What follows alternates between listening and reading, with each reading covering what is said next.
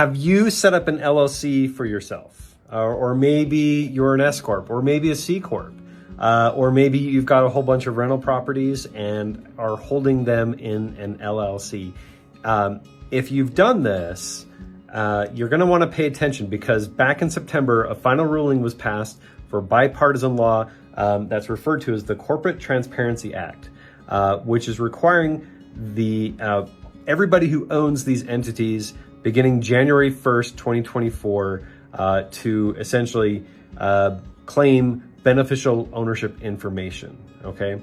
And so the gist of it essentially is that because there are a lot of illicit activities where money laundering is occurring and a variety of other nefarious activities where people who are doing things illegal are operating under LLCs to create anonymity for themselves, whether foreign or domestic. So foreign would be essentially everything outside of the United States, domestic essentially everything inside of the United States. The Financial Crimes Enforcement Network, that's part of the Department of Treasury, basically has said, okay, beginning January 1, 2024, if you are operating an LLC or an S Corp or partnership or a C Corp or anything of the sort, we're going to need you to report your information to us about who owns these entities. If you've done this prior to 2024, from my understanding right now, we have until essentially the beginning of 2025 to get that reporting completed. If you are going to be setting up a new entity after January 1, 2024, by law, you will be required to provide this information. And the fines that the government is putting at this are substantial. Right now, what I'm reading here is that the fine essentially is that the initial reporting will need to be done within 30 days. And existing companies, again, are anybody that's prior to January 1, 2024. But if the initial reporting doesn't occur within that 30-day period, the fine is up to 2 years in prison and $500 per day for each day late. This is a big deal.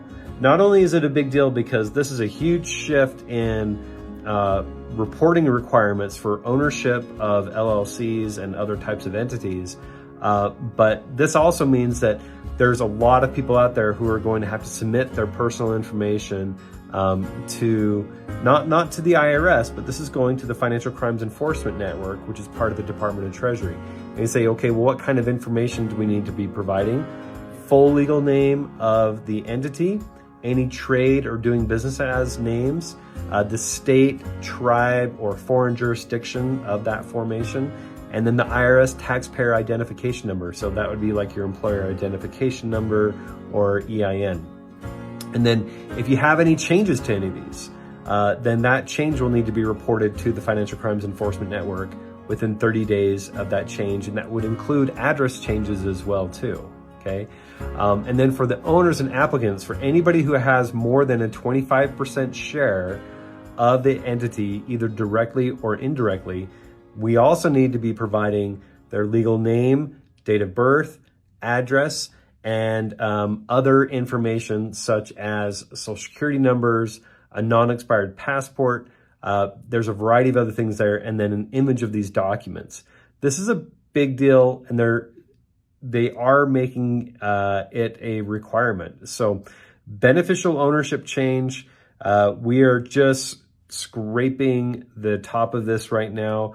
We will have more information coming out later as this comes along, and we'll be providing forms to support you if you need assistance with this. But this is definitely not something that either A, that you would want to just kind of like sweep under the rug and pretend like it doesn't exist, because it could create substantial problems for you, or B, that you may want to just ignore or try to do on your own without fully understanding what's going on here.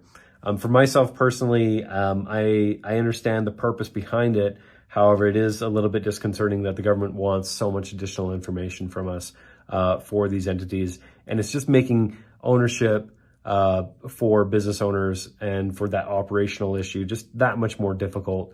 And this is pretty much targeting a lot of small business owners. Large corporations are pretty much going to be exempt from some of these standards, and there are a list of exemptions. So we're going to put together some information, detail this out, and get that out to you guys. So beneficial ownership information. This reporting requirement is very real, and I'll be talking about it more as we get more information.